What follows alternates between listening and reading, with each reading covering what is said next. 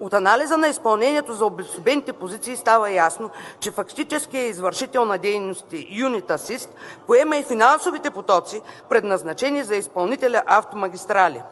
Всички средства по договорите за обособени позиции 1, 3 и 5 и сметки 6 и 7 реално се насочват към дружеството Юнион Асист, без наличие на официален договор за подизпълнение или правно основание за това.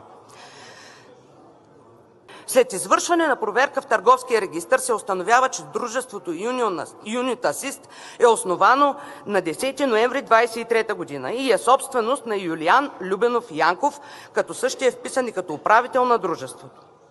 От публикации в интернет пространството става ясно, че Юлиан Любенов Янков по прякор Картофа има множество престъпни и криминални регистрации в МВР, включително кражба на автомобили и други тежки престъпления.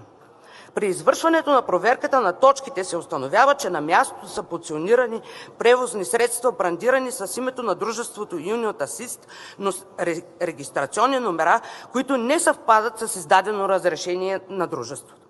След последваща проверка в регистъра на лицата, извършващи пътна помощ в Изпълнителна агенция Автомобилна администрация, се установява, че фактическите собственици на посочените МПС-та са други дружества.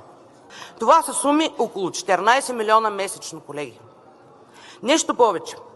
Собственикът на Юнит Асист е разследван за противозаконно отнемане на 12 автомобила от частно дружество, 7 лекотоварни машини и 5 луксозни спортни коли, които въпреки наличието на съдебни заповеди и опити на частен съдия изпълнител да пребелее автомобилите, са били многократно възпрепятствани.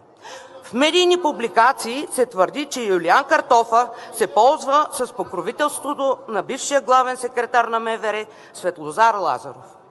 Уважаеми